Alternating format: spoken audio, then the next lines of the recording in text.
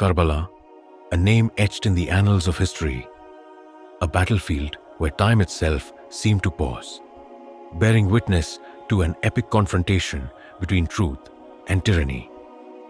A land where the scorching sun bore down mercilessly, yet the flames of faith burned brighter. This was no ordinary war. This was a sacrifice, an immortal stand against oppression, led by none other than Imam Hussain Raziallahu Anhu, the beloved grandson of Prophet Muhammad Sallallahu Alaihi Wasallam.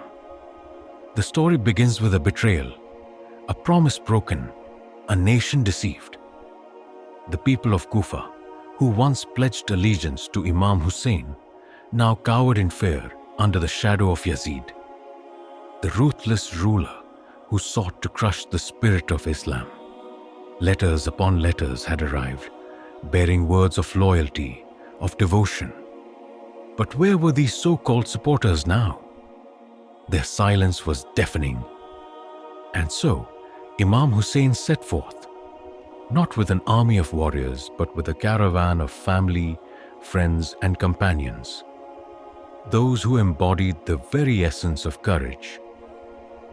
Among them were his beloved sons, his devoted brother Abbas, and the women of his household, including the resilient Bibi Zainab. Their journey was not one of conquest, but of conviction. As they neared Kufa, a realization dawned: the betrayal had already unfolded. The gates of the city, once open with welcoming arms, were now guarded by the swords of the enemy. A message arrived: turn back or face death. But Hussain did not flinch. For him, this was never about survival. It was about upholding truth, even at the cost of life. This was the beginning of an unforgettable tragedy. The sands of Karbala stretched endlessly, whispering the tales of impending doom.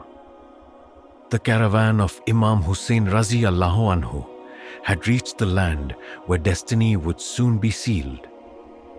The air was thick with an unseen weight, an unshakable sense that the world was watching, that history itself was holding its breath. As the Ahle-Bait set camp near the Euphrates River, the glistening waters flowed freely. But soon, this very river would be denied to them.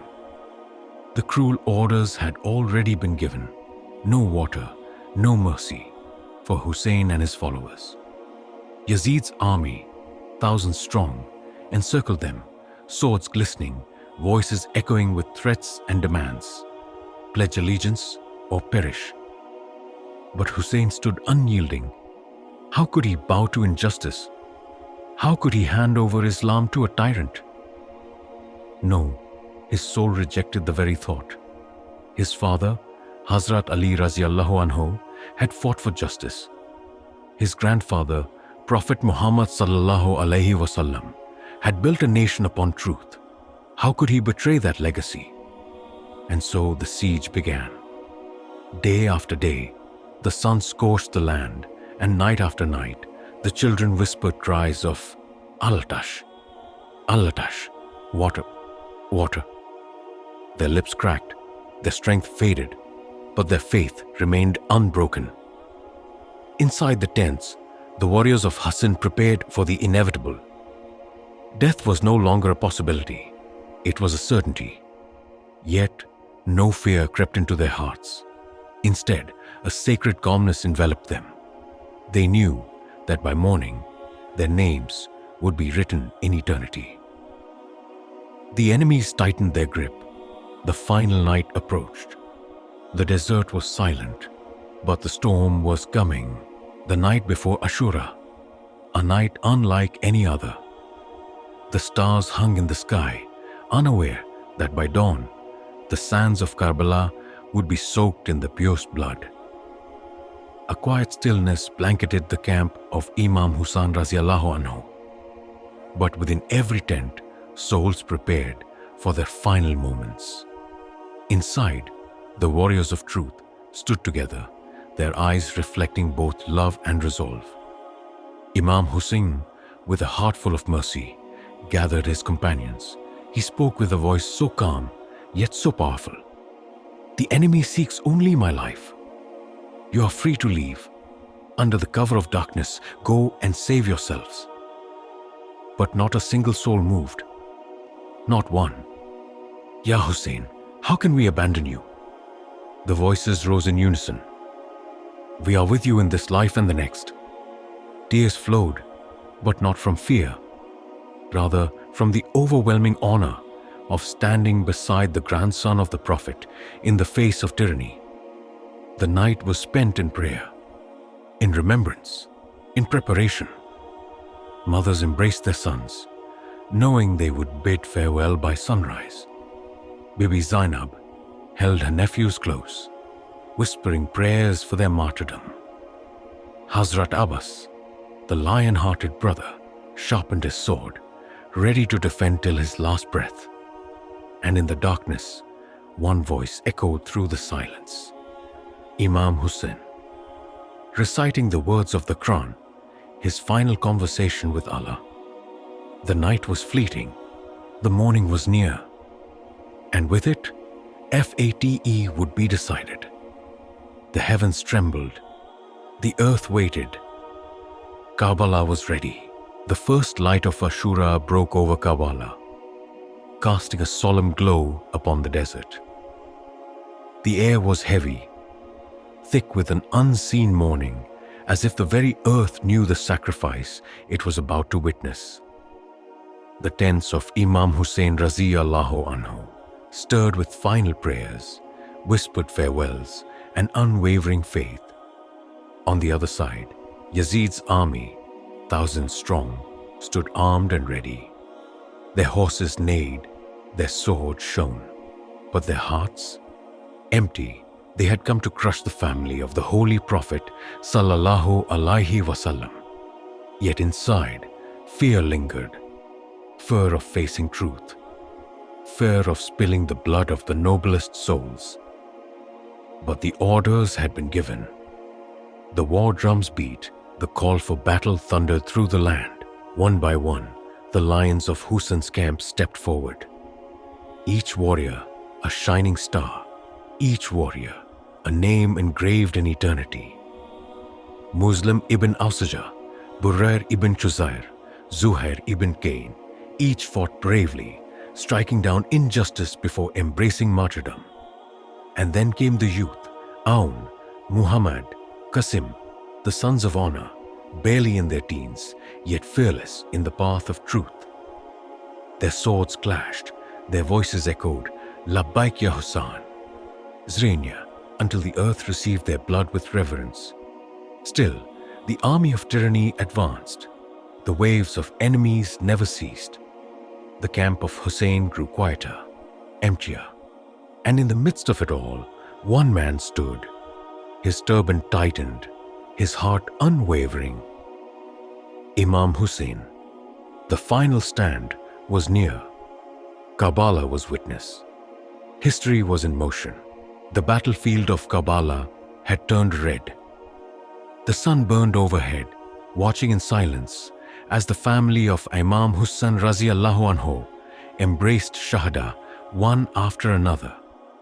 The lions of truth had fallen, but their voices still echoed in the desert wind. Labbaik ya Hussain, and now only one warrior remained, Imam Hussain. His body bore the wounds of battle. His armor was heavy with the blood of his loved ones, but his spirit unbroken, unyielding, untouched. He stood strong, his heart beating with the courage of 1,000 armies. He turned to the sky, his eyes filled with love, his lips whispering the final prayers. He turned to the enemies, a last invitation to truth, mercy, justice, but their hearts were sealed. Their swords itched for the final strike.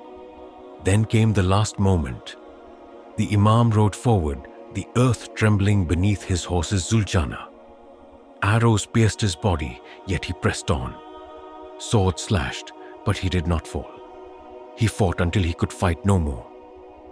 And then, a cowardly strike. A three-pronged arrow tore through his blessed chest. His hands trembled, yet his voice remained strong. "O Allah, I have fulfilled my promise. Accept this sacrifice."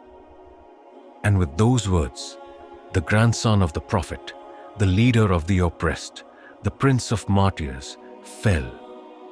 The earth wept, the sky darkened. Karbala had witnessed the greatest sacrifice in history. But this was not the end. This was the beginning of a revolution. The dust of Karbala settled, but the echoes of Imam Hussein's sacrifice still roared across the sands. The Prince of Paradise lay motionless, his blessed body wounded, his sacred blood absorbed by the thirsty earth. The battlefield stood still, like the silence after a storm, but the storm was not over. Yazid's army, drenched in the blood of the Holy Prophet's family, moved like shadows of tyranny, looting, burning, and destroying. They stormed the tents of Ahle-Bait, showing no mercy, no shame.